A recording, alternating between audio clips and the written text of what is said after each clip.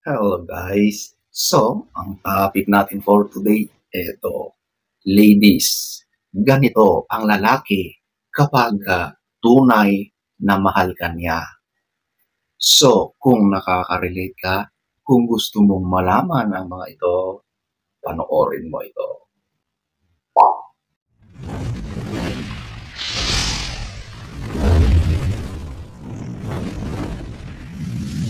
Whoops, disclaimer tayo. Itong mga babanggitin ko ay gawain ng lalaki na tunay na nagmamahal. Hindi kasama yung mga nagkukunwari at mga lalaki na iba ang intention. 2,000 years later. So, wag na tayong magpaligoy-ligoy. Ating aalamin. Number 1, nagbabago siya. So, ito yung pagbabago from bad to good or from worst to better or best. Okay? So, ang mga lalaki, kapag yan ay mga binata, maraming mga gawain yan na ginagawa ng mga lalaki na mga single. Madalas, mga bisyo yan. Okay? Yan yung mga pambababae, pag-iinom ng alak, at kung ano-ano pang mga bisyo na hindi kagandahan. Okay? Pero, kapag tinamaan na yan, kapag nagmahal na yan ng totoo, nako, ang mga yan ay magbabago. Sigurado ako dyan. Basta, nagmamahal ng tunay, okay? Tunay yan na nagmamahal.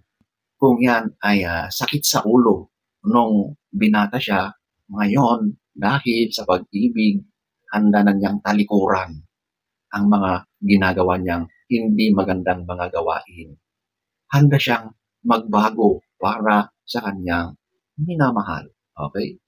It is a total turnaround of events na from bad to good. Okay? So yan ang mga nangyayari sa mga lalaking tunay na nagmamahal. Number 1. Number 2, bihira na siyang makita na sumasama sa mga kaibigan at tropa. Kasi iba na ang umuubos sa kanyang oras at ikaw na yon. Mahal ka niya. Kaya yung mga kaibigan niya, yung mga tropa niya, isinasantabi niya yan. Hindi niya yan yung priority niya. Nakafocus na ang kanyang panahon sa iyo dahil mahal ka niya. Okay? Kapag nakakita na yan ng babae na talagang sila ay tinamaan, lahat na ng mga alam niyang magiging hindrance, magiging sagabal doon sa pagmamahal niya sa iyo, tatanggalin niya yon. Kasama yung mga tropa. Okay? Kaya madalas sa isang grupo ng mga kalalakihan, kapag merong isang lalaki doon na may nililigawan, sigurado na laging absent na yan. Wala na sa mga gawain, wala na sa mga oras na andyan sila, nagkwekwentuhan, tambayan, at kung ano-ano pa. Okay? Kasi sa'yo na nakatuon ang kanyang atensyon at ang kanyang oras. Ganyan ang tunay na lalaking nagmamahal. Sa iyo na siya nakafocus. Number 2. Number 3, handa siyang talikuran or baguhin ang kanyang mga nakasanayan. Okay? Ito madalas ay nangyayari, lalong-lalo na kapag ikaw ay kanyang nililigawan sa mga unang part ng relasyon ninyo. Ito talaga ang nangyayari at madalas nadadala na yan hanggang sa kayo ay nagiging permanente na magkasama. Okay? Hindi ko nilalahat pero madalas ganyan. Lalong-lalo na sa mga lalaking tunay na nagmamahal. Ito yung mga gawain na tulad ng kanyang mga nakasanayan, yung mga lagi niyang ginagawa, lalaki yan. Kaya hindi nawawala yung laging naglalaro ng basketball. Okay? Nandyan yan. Gawain ng mga kalalakihan yan. Nandyan yung laging nakatutok, naglalaro ng mga games lalaki madalas yan, okay? At ang mga ito madalas ang umuubos sa kanyang oras. Pero dahil nagmahal siya, tinamaan siya ni Cupido, ang mga yan ay tinatanggal muna niya.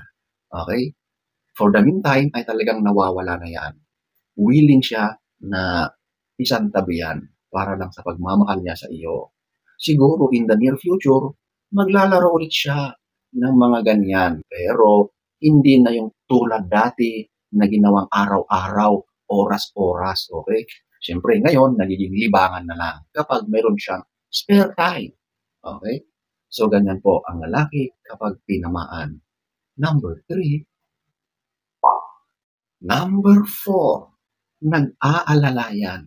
Alam nyo, ang lalaki, kapag yan ay nagmahal, sa iyo na lahat nakafocus ang oras niya, ang atensyon niya, at lagi kanyang iniisip. Iniisip niya kung okay ka lang ba, nasa maayos ka bang sitwasyon or kalagayan. So, since meron kayong pagkakaintindihan, madalas yan na nag-aalala kapag naiisip niya kung ano na ang nangyayari sa iyo. Lalong-lalo na kapag medyo hindi ka na nagme-message sa kanya or wala siyang natatanggap na communication mula sa iyo. Yan ay talagang nag-aalala. Okay? Lahat naman yata tayo kapag meron tayong minamahal, tapos all of a sudden, ang communication ay biglang nag-breakdown, biglang nag-stop. Naku, marami ang napakapraning kapag ganyan ang sitwasyon. Talagang sobrang nakakapag-alala ang mga ganyan, di ba? Yung okay na okay pa yung pag-uusap nyo, tapos bigla na wala, di ba? Sigurado na yung worries ay legit dyan. Nakakapag-alala talaga yan. At ganun din sa lalaking tunay na nagmamahal. Hindi na yan mapakali. So, ayan po ang number 4.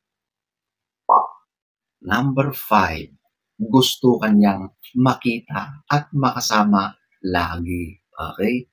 So, ang lalaking nagmamahal, sa iyo na lahat nakatuon ang kanyang atensyon. Okay? Ang kanyang isipan, ang kanyang emosyon. Okay? Kaya kahit saan man siya naroon, nasa trabaho siya, busy siya sa kanyang mga ginagawa, alam mo ba na ikaw pa rin ang laman maya't maya ng kanyang isipan. Mahuhuli mo yan na minsan nakangiti, o di ba?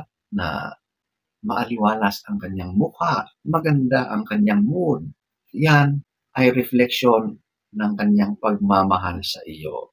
Kaya gustong-gusto kanya laging makita at makasama dahil na-in love siya. Ganyan ang lalaking tunay na nagmamahal. Number 5. Number 6. Ito yung ikaw ang kanyang top priority. Yes. Of course, sa mga ganitong stage na ng buhay ng lalaki, madalas ay meron na yang career na tinatahak. May mga trabaho na yan, okay? So talagang gusto niyang ma-establish yung empire niya. Gusto niyang ma-establish yung career niya, okay? Pero kahit ganun yung tinatahak niyang landas, hindi ka pa rin nawawala. Ikaw pa rin yung nasa taas ng priority niya.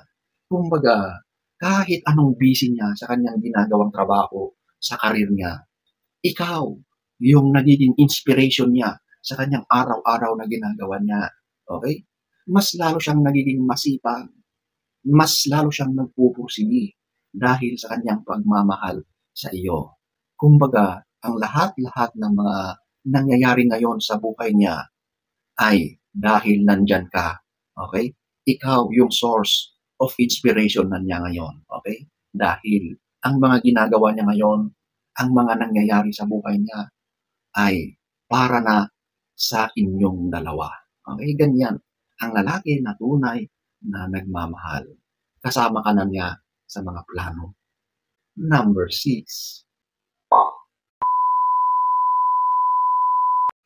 So, ayan po, ang ilan lamang sa napakaraming ginagawa, nangyayari sa isang lalaking tunay na nagmamahal.